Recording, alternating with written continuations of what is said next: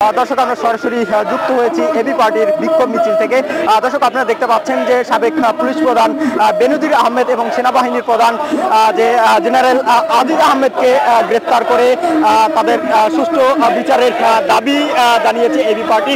দর্শক আপনারা দেখতে পাচ্ছেন যে এবি পার্টির যুগ্ম সদস্য সচিব সহ কেন্দ্রীয় নেতারা কিন্তু এই বিক্ষোভ মিছিলে অংশ নিয়েছেন। দর্শক আপনারা দেখতে পাচ্ছেন যে এবি পার্টির যে বিক্ষোভ মিছিল, সেই বিক্ষোভ মিছিল থেকে তারা বলছে যে সাবেক পুলিশ প্রধান বেনজির আহমেদ এবং সেনাবাহিনীর যে প্রধান জেনারেল আজিজকে গ্রেপ্তার করতে হবে। তাদের দুর্নীতির যে টাকা, সেই টাকাকে জনগণের মাঝে বিলিয়ে দিতে হবে, এমনটাই কিন্তু দাবি করছেন এবি পার্টির নেতারা।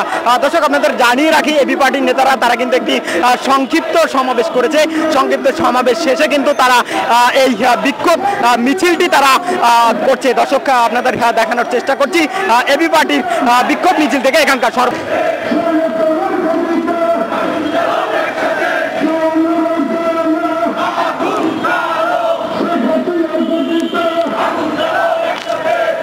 দর্শক আপনারা দেখতে পাচ্ছেন যে বেনজির এবং আজিজকে গ্রেপ্তার করতে হবে এবং ঘূর্ণিঝড়ে যে ক্ষতিগ্রস্ত তাদের যথাযথ ক্ষতিপূরণ দিতে হবে, এমন দাবি করছেন কিন্তু এবি পার্টির নেতারা। দর্শক আপনারা দেখতে পাচ্ছেন যে এবি পার্টির যে কেন্দ্রীয় নেতারা তারা কিন্তু এই বিক্ষোভ মিছিলের সম্মুখভাগে রয়েছেন।